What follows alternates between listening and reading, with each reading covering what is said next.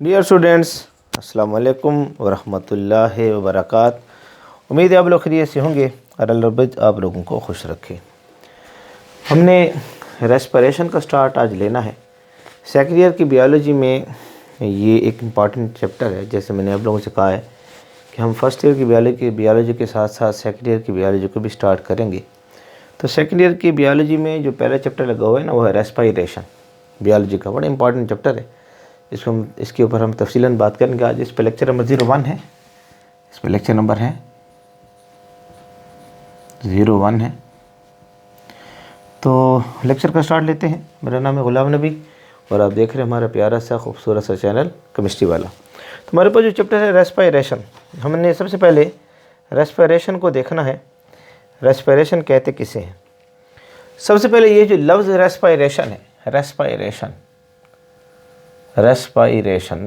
Normally हम इसके लिए लफ्ज़ इस्तेमाल करते हैं सांस लेने का अमल। नॉर्मली हम रेस्पिरेशन के लिए लफ्ज़ यूज़ करते हैं सांस लेने का अमल। तो रेस्पिरेशन का जो लफ्ज़ है ना, ये जो रेस्पिरेशन का लफ्ज़ है, ये हमारे पास लैटिन वर्ड है। लैटिन वर्ड है। यूनानी ज़बान में ये लफ्ज़ इस्तेमाल किया गया और इसका मतलब होता है, रेस्पिरेशन का जो मतलब होता है वो होता है ब्रीथिंग। इसका जो मतलब होता है मीन्स, इसका जो लातीनी ज़बान में इसका जो मतलब होता है वो है ब्रीथिंग, सांस लेना, ब्रीथिंग। नॉर्मली लातीनी ज़बान में रेस्पिरेशन को हम ब्रीथिंग के लफ्ज़ से जानते हैं। ब्रीथिंग का मानी क्या होता है? सांस लेना। हम नॉर्मली रेस्पिरेशन और ब्रीथिंग के लफ्ज़ जो है ये इंटरचेंजेबल हैं, एक दूसरे के लिए इस्तेमाल होते रहते हैं। रेस्पिरेशन का मानी भी हम सांस लेना कहते हैं, ब्रीथिंग का मानी भी हम सांस लेना कहते हैं। तो रेस्पिरेशन एक लातीनी लफ्ज़ है जिसका मतलब क्या होता है? ब्रीथिंग, जिसका मतलब होता है। अब ये जो हमारे पास रेस्पिरेशन जो पाया जाता है, रेस्पिरेशन, इसके लिए हम मेन लफ्ज़ जो इस्तेमाल करते हैं ना, वो हम सेलुलर रेस्पिरेशन का लफ्ज़ यूज़ करते हैं। इसके लिए जो मेन लफ्ज़ हम यूज़ करते हैं, हम लफ्ज़ यूज़ करते हैं सेलुलर रेस्पिरेशन। Cellular respiration. आज रेस्पिरेशन के लफ्ज़ को हम डिस्कस करते रहेंगे। सेलुलर रेस्पिरेशन वो रेस्पिरेशन जो सेल के अंदर पाई जाती है। The respiration inside the cell, हम लफ्ज़ करते हैं द रेस्पिरेशन, वो रेस्पिरेशन जो सेल के अंदर पाई जाए, इनसाइड द सेल। वो रेस्पिरेशन जो सेल के अंदर पाई जाए, हम उसको लफ्ज़ यूज़ करते हैं सेलुलर रेस्पिरेशन। वो रेस्पिरेशन जो सेल के अंदर पाई जाती है, हम उसके लिए लफ्ज़ यूज़ करते हैं सेलुलर रेस्पिरेशन का लफ्ज़ यूज़ करते हैं। अब ये सेलुलर रेस्पिरेशन होती क्या है? ये क्या होती है कि हमारे जो सेल के अंदर है, सेल के अंदर एक ऑर्गन पाया जाता है जिसको हम नाम देते हैं power house of the cell. Power एक कंपोनेंट है, power house of the cell, organelle है, cellular organelle, power house of the cell. उसको हम नाम देते हैं माइटोकॉन्ड्रिया। माइटोकॉन्ड्रिया ये सेल के अंदर पाए जाते हैं। सारा सेल होता है ना, सेल ऐसे, ये सेल के अंदर ये न्यूक्लियस है, ये इसके अंदर जो है डबल मेम्ब्रेन ऑर्गेनेल पाए जाते हैं। इसको नाम देते हैं माइटोकॉन्ड्रिया। माइटोकॉन्ड्रिया, ये जो माइटोकॉन्ड्रिया सेल के अंदर पाया जाता है, थोड़ा बड़ा बनाकर यहाँ लिख देता हूँ ऐसे, माइटोकॉन्ड्रिया। इसको power house of the cell कहते हैं क्योंकि इसमें एनर्जी पैदा होती है। एनर्जी यहाँ पर पैदा होती है, एटीपी एनर्जी, यहाँ पर एनर्जी की प्रोडक्शन होती है। यहाँ पर एनर्जी जो है वो प्रोड्यूस होती है, पैदा होती है। इस वजह से हम इसको नाम देते हैं power house of the cell का नाम देते हैं। एनर्जी यहाँ जो पैदा होती है वो एटीपी की सूरत में पैदा होती है, एडिनोसाइन ट्राईफॉस्फेट, इसको नाम देते हैं एडिनोसाइन ट्राईफॉस्फेट, एडिनोसाइन ट्राईफॉस्फेट।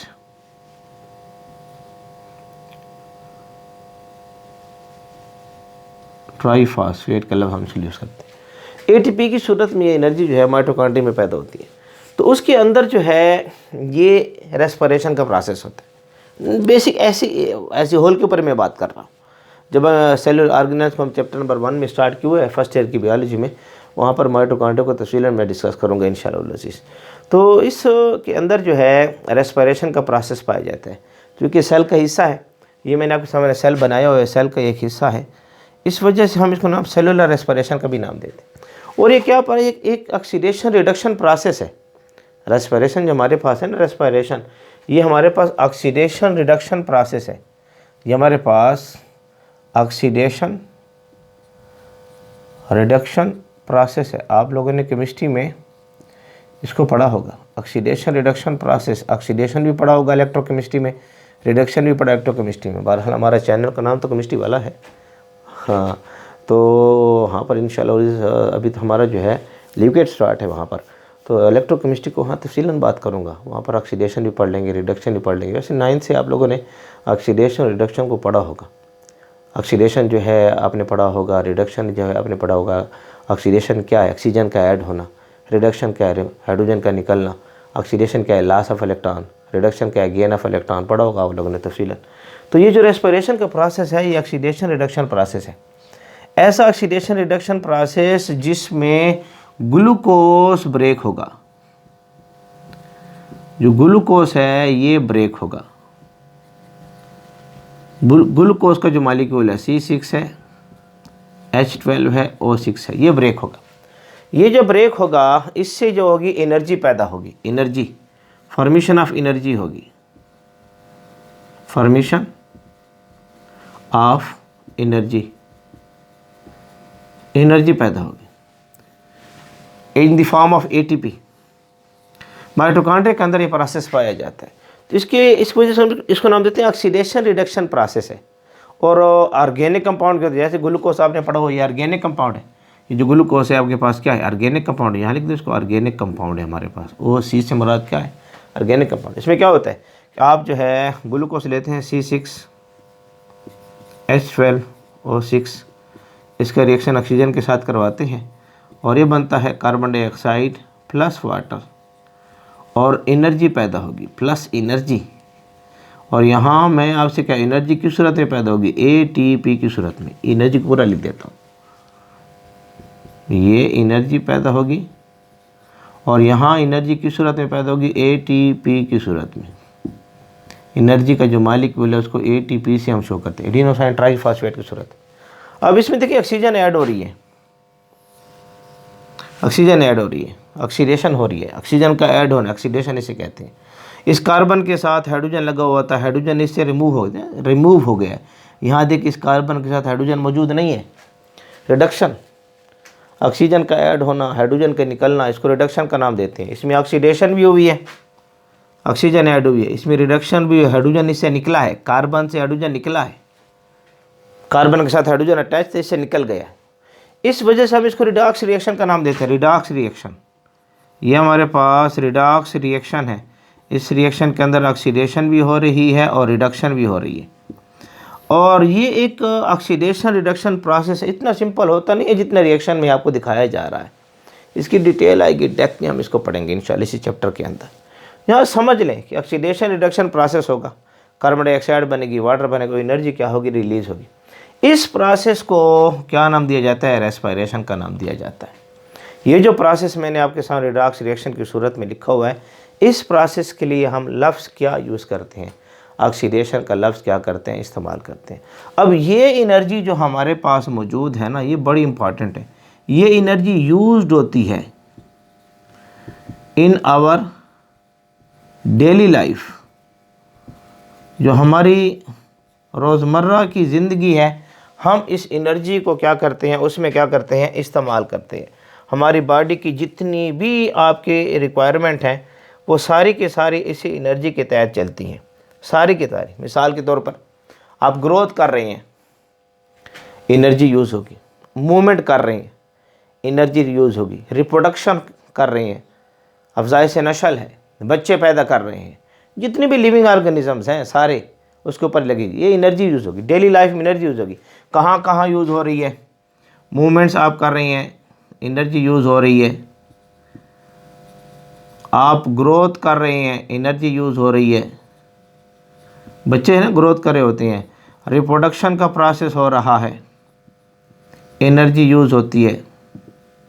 यानी ऐसे जितने भी काम हैं ना रोज़मर्रा ज़िंदगी के, वो एनर्जी के बगैर नहीं हो सकते।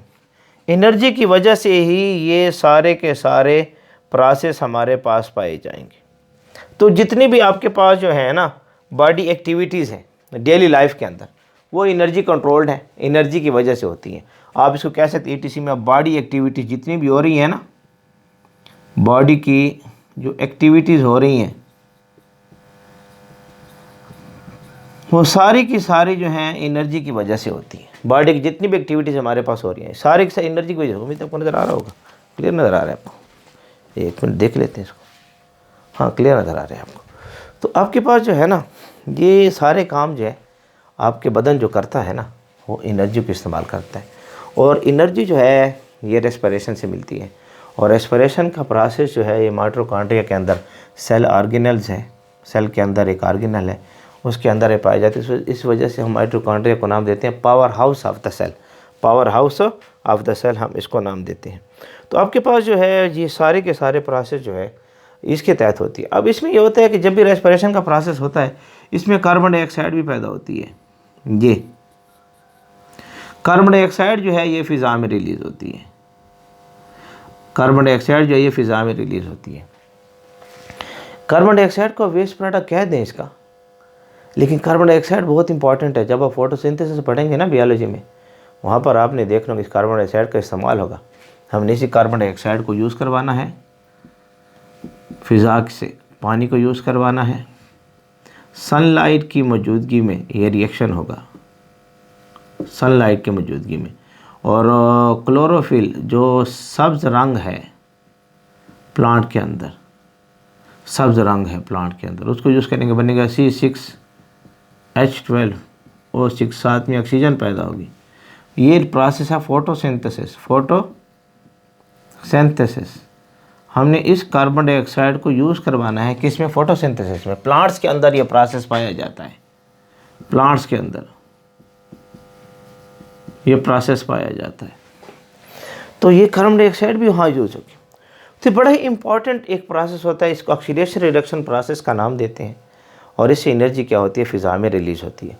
अब आपके पास जो है ये जो प्रोसेस पाया जाता है ना रेस्पिरेशन का, जो हमारे पास पाया जाता है, इसके लिए हमारे पास जो है एक सरफेस होनी चाहिए जहाँ पर ये रेस्पिरेशन का प्रोसेस होगा। लिविंग ऑर्गेनिजम्स के अंदर जब ये रेस्पिरेशन का प्रोसेस होता है तो इसके लिए एक सरफेस होती है जिसको हम रेस्पिरेटरी सरफेस का नाम देते हैं। उसकी अपनी प्रॉपर्टी है। हमारे पास लिविंग के अंदर जब ये प्रोसेस पाया जाएगा तो इसके लिए रेस्पिरेटरी सरफेस होगी। और उस रेस्पिरेटरी सरफेस की अपनी प्रॉपर्टीज़ हैं। उस रेस्पिरेटरी सरफेस की अपनी क्या है? प्रॉपर्टीज़ हैं। प्रॉपर्टीज़ आप कह दें, इसको आप करैक्टर्स का नाम दे दें। ये रेस्पिरेटरी सरफेस के अंदर पाए जाते हैं। जैसे सबसे पहली प्रॉपर्टी आपके सामने जो मौजूद हैं, अच्छा इसमें एक बात तो याद रख लें कि जब भी आपके पास जो रेस्पिरेशन का प्रोसेस होता है ना, इसमें जो है ऑक्सीजन अंदर जा रही है, कार्बन डाइऑक्साइड बाहर निकलेगी। तो इसके लिए एक चीज़ जो हमने मेन प्रोसेस जो देखना है ना, मेन प्रोसेस जो इसमें पाया जाता है ना, मेन प्रोसेस जो है इसमें वो डिफ्यूजन होता है। डिफ्यूजन, अच्छा इस डिफ्यूजन को मैं तफसीलन केमिस्ट्री के अंदर डिस्कस कर चुका हूँ। गैसेस की जो चैप्टर मैंने पढ़ाया केमिस्ट्री के अंदर, आप यूट्यूब पर जाएं, states of matter 1 gases diffusion, states of matter 1 gases bye chemistry वाला लिखे, diffusion states of matter 1 gases bye chemistry वाला, तो आपके टॉपिक में लिखा। यहाँ पर क्या होता है कि आपके पास जो है गैस के मॉलिक्यूल होते हैं ना हायर कंसंट्रेशन पर, और इधर गैस के मॉलिक्यूल लोअर कंसंट्रेशन पर है। यहाँ पर गैस के जो मॉलिक्यूल मैंने ले रखे हैं ना, इनकी कंसंट्रेशन हाई है, और यहाँ जो गैस के मॉलिक्यूल हमने ले रखे हैं इनकी कंसंट्रेशन लो है। तो हायर कंसंट्रेशन से लोअर कंसंट्रेशन की तरफ गैस के मॉलिक्यूल जब हरकत करते हैं ना, इस प्रोसेस को हम डिफ्यूजन का नाम देते हैं। तो मेन प्रोसेस जो होता है ना, जो सरफेस एरिया से गैस के मॉलिक्यूल मूवमेंट करते हैं, एक सतह से दूसरी सतह की तरफ। हाँ, इसके लिए हमने लफ्ज़ जो यूज़ करना है वो क्या है? डिफ्यूजन। अब कंसंट्रेशन एक तरफ ज़्यादा हो एक तरफ कम हो, हम इसको नाम देते हैं कंसंट्रेशन ग्रेडियंट। कंसंट्रेशन ग्रेडियंट का लफ्ज़ इसके लिए इस्तेमाल होगा, कंसंट्रेशन ग्रेडियंट, हम इसके लफ्ज़ यूज़ करते हैं। कंसंट्रेशन ग्रेडियंट का लफ्ज़ इसके लिए इस्तेमाल होता है। तो ये कंसंट्रेशन ग्रेडियंट क्रिएट होगा ना, एक तरफ कंसंट्रेशन ज़्यादा और एक तरफ कंसंट्रेशन कम, तो इस कंसंट्रेशन ग्रेडियंट के तहत गैसेस के मॉलिक्यूल हरकत करेंगे from region of higher concentration to region of lower concentration. तो इसमें डिफ्यूजन का प्रोसेस होता है। अब जब भी आपके पास वो रेस्पिरेटरी सरफेस जो है, उस रेस्पिरेटरी सरफेस में जो आपने रेस्पिरेशन करवानी है ना, उसके लिए जो मेन प्रोसेस मालूम होगा वो डिफ्यूजन होगा। अब इस रेस्पिरेटरी सरफेस के अंदर जिसमें डिफ्यूजन हो रही है, इसकी जो है आपके पास जो है कुछ प्रॉपर्टीज़ हमारे पास पाई जाती हैं। सबसे पहली प्रॉपर्टी ये है कि ये जो रेस्पिरेटरी सरफेस है, रेस्पिरेटरी सरफेस ये जिससे डिफ्यूजन होगी, ऑक्सीजन जो है अंदर दाखिल होगी और कार्बन डाइऑक्साइड जो है वो बाहर निकलेगी। ये जो सरफेस आपके पास रेस्पिरेटरी सरफेस है जिसमें ये डिफ्यूजन का प्रोसेस हो रहा है, ये जो सरफेस है रेस्पिरेटरी सरफेस, ये परमिएबल होनी चाहिए। परमिएबल यानी इसमें से गैसेस का एक्सचेंज हो सके, परमिएबल होनी चाहिए, यानी इसमें से एक्सचेंज ऑफ गैसेस हो सके। पहली प्रॉपर्टी जो है इसमें ये है कि इसमें एक्सचेंज ऑफ गैसेस हो सके, ये इसकी पहली प्रॉपर्टी है। एक्सचेंज ऑफ गैसेस का होना इसके लिए ज़रूरी है। इसके लिए पहली शर्त यह है कि ये परमिएबल होनी चाहिए। तो जो पहली कैरेक्टर जो आपकी किताब ने लगाई हुई है ना, वो ये है कि ये परमिएबल होनी चाहिए, इसमें एक्सचेंज ऑफ गैसेस वगैरह आसानी के साथ हो सकें। उसके बाद जो है दूसरी जो है इसमें दूसरी जो सिफत पाई जाती है, ये जो मेम्ब्रेन हमारे सामने है, मेम्ब्रेन, ये मेम्ब्रेन जिसमें से ये सरफेस एरिया जिसमें से गैस एक्सचेंज हो रही है, ये थिन होनी चाहिए, पतली होनी चाहिए, परमिएबल होने के साथ साथ जिसमें एक्सचेंज ऑफ गैसेस हो, जिसमें से गैसेस गुजर सकें। दूसरी सिफत यह है कि ये थिन होनी चाहिए, थिन, ये पतली होनी चाहिए ताकि इसमें से डिफ्यूजन हो सके, तकरीबन 1 मिलीमीटर और लेस, यानी इसमें से अगर डिफ्यूजन करवाना चाहते हैं तो ये इतनी पतली होनी चाहिए कि 1 मिलीमीटर हो या लेस देन 1 मिलीमीटर हो, लेस देन 1 मिलीमीटर हो। उम्मीद है आपको नज़र आ रहा होगा, थोड़ा सा कट गया होगा, देख लेते हैं इसको। हाँ, बस नज़र आ रहा है, ठीक है, 1 मिलीमीटर नज़र आ रहा है। 1 मिलीमीटर जो है इतनी तकरीबन ये पतली होनी चाहिए। ये दूसरी प्रॉपर्टी, दूसरा करैक्टर जो है हमारे पास होना चाहिए। अच्छा, इसके बाद जो है इसका सरफेस एरिया, ये जो जिसमें से ये चीज़ें गुजर रही हैं, ये मेम्ब्रेन जिसमें से ये ऑक्सीजन और कार्बन डाइऑक्साइड गुजरेंगे, इसका जो हमारे पास सरफेस एरिया हो ना, सरफेस एरिया, ये लार्ज हो, सरफेस एरिया जो हमारे पास मौजूद हो ना, सरफेस एरिया इसका लार्ज हो। इतना सरफेस एरिया होना चाहिए कि इसमें से ऑक्सीजन और कार्बन डाइऑक्साइड का एक्सचेंज तो हो सके ना, यहाँ से ऑक्सीजन जा रही है, यहाँ से कार्बन डाइऑक्साइड निकल रही है, इन गैसेस के एक्सचेंज तो हो सके ना। सरफेस एरिया इतना लार्ज हो, इतना छोटा सरफेस एरिया हो, सरफेस एरिया छोटा सा हो जाए तो ये मसला तो पैदा करता है ना। तो इस वजह से एक तीसरी सिफत ये होनी कि ऑक्सीजन गैसेस की एक्सचेंज के लिए जिस मेम्ब्रेन में से ये गैसेस एक्सचेंज हो रही है ना, उसका सरफेस एरिया जो है वो इतना लार्ज कुछ ना कुछ होना चाहिए कि उसमें से गैसेस जो है एक्सचेंज हो सकें, उसमें जितनी ज़रूरत है गैसेस वहाँ पर एक्सचेंज हो सकें।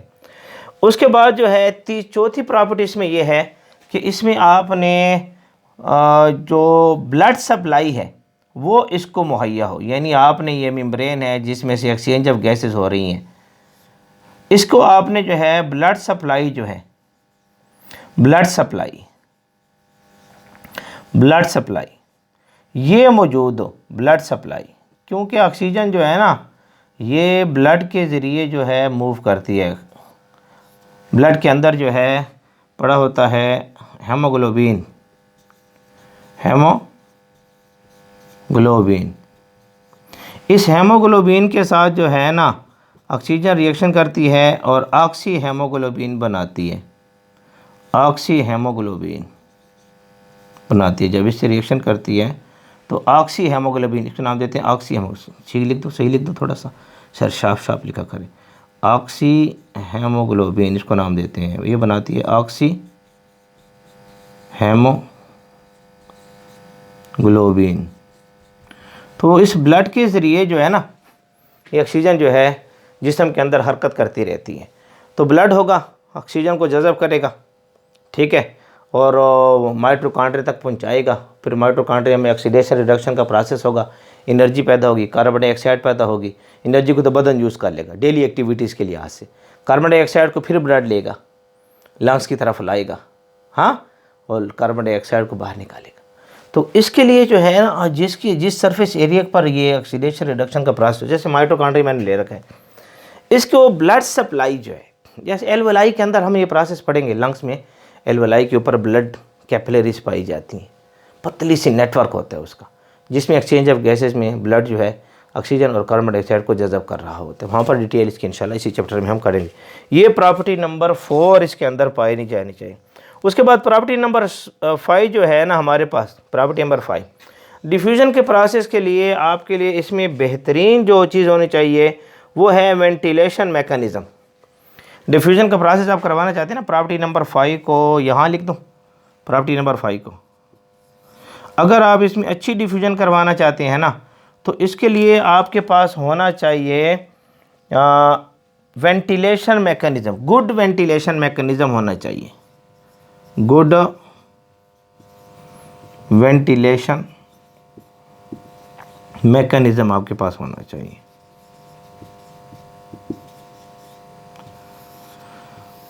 वेंटिलेशन मैकेनिज़्म, देखिए ना, आपने एक घर जब बनाते हैं तो हम क्रॉस वेंटिलेशन के लिए जगह रखते हैं, यानी आपके पास जो है वेंटिलेशन सिस्टम हो, हवा के लिए अंदर आना और बाहर निकलने के रास्ते हों, इसको वेंटिलेशन सिस्टम कहते हैं। हमारे जिस्म के अंदर वेंटिलेशन सिस्टम है। जब हम सांस लेते हैं ना ऐसे, तो हमारे पास जो लंग्स के ऊपर जो है ना ये चेस्ट कैविटी ऊपर की तरफ आती है, ऐसे ये चेस्ट कैविटी ऊपर की तरफ आती है, लंग्स के ऊपर प्रेशर कम हो जाता है, ऑक्सीजन अंदर की तरफ आती है डिफ्यूजन के प्रोसेस के ज़रिए। फिर अब ऐसे करने के बाद ये चेस्ट कैविटी नीचे होती है, लंग्स के ऊपर दबाव बढ़ता है, कार्बन डाइऑक्साइड बाहर निकलती है। इसको नाम देते हैं वेंटिलेशन मैकेनिज़्म या वेंटिलेशन सिस्टम का नाम देते हैं। एक अच्छा वेंटिलेशन सिस्टम होना चाहिए जो काम करता रहे, मुसलसल काम करता रहे, रुके नहीं। इसको नाम देते हैं गुड वेंटिलेशन मैकेनिज़्म होना चाहिए। यानी डिफ्यूज़न ऑफ गैसेज जो हो रही है ना सरफेस के ज़रिए, उनके लिए जो है अच्छा वेंटिलेशन होनी चाहिए, यानी वो रुके नहीं और ये प्रोसेस जारी रहे, कंटिन्यू रहे। इसको नाम देते हैं, गुड का नाम कब इस्तेमाल करेंगे, जब ये वेंटिलेशन सिस्टम जो है ये कंटिन्यू रहे, मुसलसल जारी रहे, कंटिन्यू रहे, मुसलसल जारी रहे। तो ये कुछ रैंडम सी बातें हैं रेस्पिरेशन के मुताल्लिक, इसकी तारीफ़ भी आ गई आपके सामने, सेलुलर रेस्पिरेशन का लफ्ज़ भी हो गया, कुछ इंट्रोडक्शन इसको समझ लें, इसका चैप्टर जो है इंट्रोडक्शन समझ लें, और सरफेस एरिया की कुछ प्रॉपर्टीज़ आपके सामने आ रही हैं। इसको नोट कर लें, स्क्रीनशॉट ले लें, शाबाश, नोट कर लें, नोट कर लें, शाबाश, नोट कर लें। तो उम्मीद है आप लोगों को हमारा आज का लेक्चर पसंद आएगा। आपका हमारा प्यारा सा साथ है मिस्टी वाला के नाम से हमारे साथ बने रहें, जुड़े रहें। अल्लाह रब्बुल इज़्ज़त आप लोगों को खुश रखे।